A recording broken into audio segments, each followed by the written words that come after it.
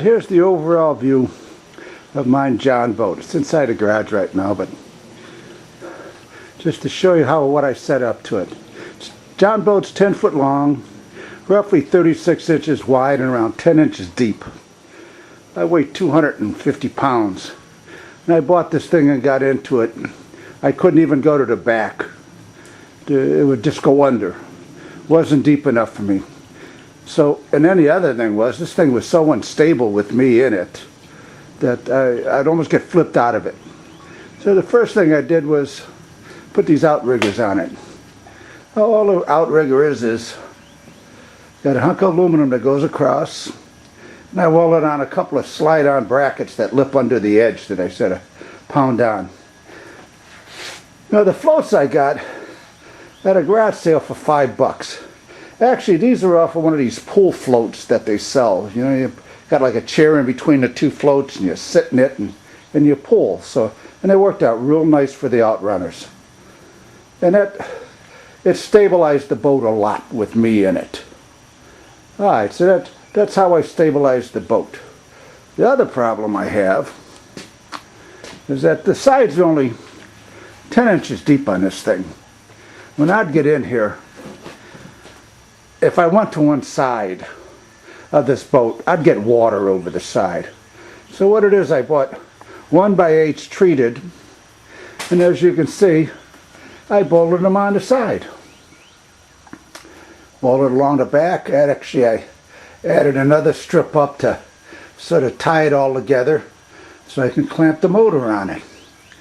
And again, I came all the way around, you know, and I put the treated on. Then I went ahead and I siliconed all the way around the outside of the boards to seal them. Now the other modification I got to this boat, I went ahead and I put on these two aluminum angles, bolted it through the side, two hunks of cable that are sort of looped in the center. And I got this other strap that I can adjust the forward and backward tilt when I raise this thing. What I also did was on the side, I put a couple of aluminum plates so I wouldn't tear the bolts through the holes. Plus too, I kept it toward the seat, and I figured the seat would sort of be used as a spreader. Now what it is, you can see these are bolted on. I got bolts holding this outer on. The other little thing I did in here was just PVC pipe that I drilled some bigger holes all the way through so I could put screws through. I got them 4 of them on for rod holders. They make nice little rod holders. Like I say, here's the back. Now, the other modification I made, because I take this thing out by myself, is I added 2 wheels to the back. These are just wheels I bought at Harbor Freight. What is, I got stainless steel rods welded onto a piece of stainless steel that's bolted through the hull. This way I can go ahead and I transport this thing in the wife's SUV. It's narrow enough I can roll it on the wheels, take it up to the trunk, lift it in, slide it in, put some straps on to hold it. Now, what I use for propulsion, I started out with this thing with electric trolley motor, and then I tried to make one of those weed eater outboard motors, and that did not work at all. I got a video on that one. So the next I ended up buying was a 1.75 Kingfisher, which I don't know if it was slipping or what, but I mean that would give me like 2 miles an hour on that. So I got rid of that one, and I got this, bought this for $300 with $250 off of a guy. It's a 1993, and this thing, I mean, is in perfect condition. Paid $250 for it, and it moves it along. It's got a built-in tank, and it moves it along nicely. All right, that's about it. Like I say, This is an overview panning along the side. Let's see if I can do this. Got the wheels in the back. I call it the damn ram. Go up to the front. Outriggers. Now the outriggers pop right off. I'll show you after I pop them off. And they just take a minute to pop off. And what I'm going to do is I'm going to put everything into the boat. Show you how I set everything into the boat. And now I'm going to show you how I store this boat. So, alright. That's it until I get everything in the boat. Alright. This is with everything how I store it inside the boat. Motor lays in there nicely. Put the life jackets in there so they're out of the way. 2 floats to come apart, sit in. That aluminum frame. I got 2 oars I take with me. I always like 2 pieces of flotation. Plus I got a plastic tub in the back. I keep stuff in and that. It keeps the stuff dry inside the tub. Alright, that's... Here, let me show you a closer look. I don't know if I showed you much before. This is the setup I have. I just pop riveted a hunk of aluminum across the opening. Put another aluminum angle on it and a bolt coming up through, and that's how I bolt them onto that crossbar. Alright, I'm going to lift this a hair.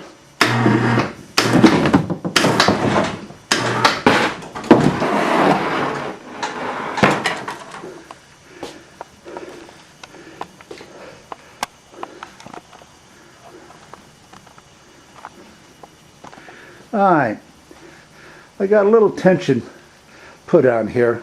Next thing I'm going to put is lay on top of this thing to get it out of the way. I have basically a 45-inch by around 7-foot long hunk of 1/4-inch plywood that I cut out.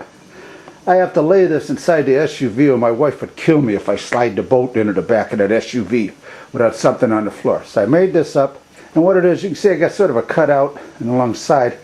I'm going to slip this on top of the boat over where the cable goes up, and it's just to store that so I don't have to say I have more room in the garage. Alright, let me try to set this up so I can show you how I lift it up then. Alright, here's the boat, finished boat with that piece of 1/4-inch Luan plywood on top of it. Alright, I'm going to set this all up and I'll show you how it lifts into the attic.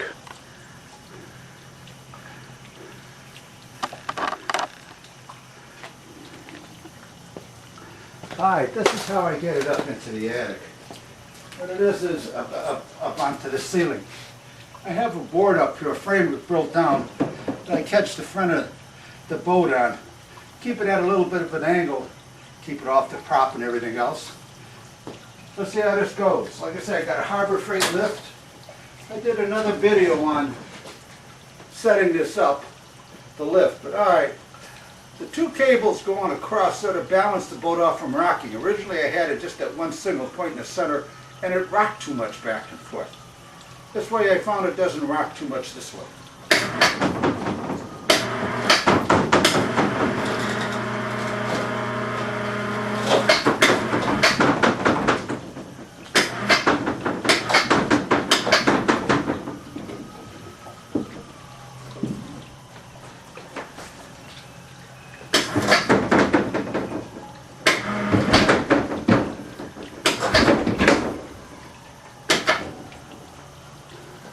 And there we go. What it is, like I say, this front levels it out in front a little bit.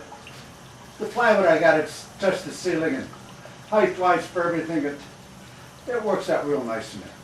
I can still use all of the garage. I'm not too afraid of this thing falling on me. There isn't that much weight. There's only got to be maybe 200 pounds total in the thing.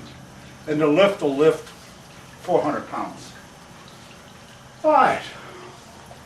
This is my boat. This is the modifications I made. I'll maybe I keep this down in Florida. I'll use this maybe,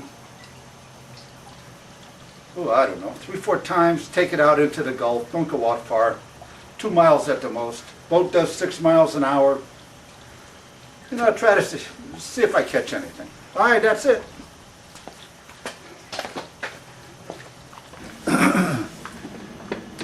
Alright, one thing I goofed up on. I said the boat's 10 inches deep.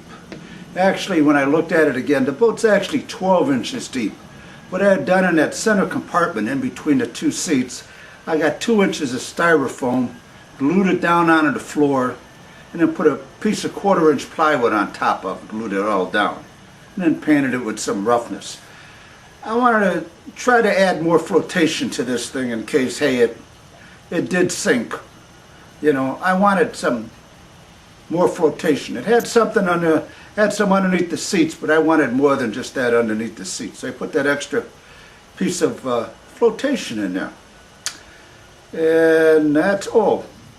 To give an idea that actually the motor is 1983. It's a 3.5. I think it was the only year they made the 3.5. The reason I wanted it, it only really goes out at 38 pounds. And that's about what the trolling motor, electric trolling motor, and a battery weight. So that's why I went to that motor. Alright, that's it. I hope you enjoyed the video.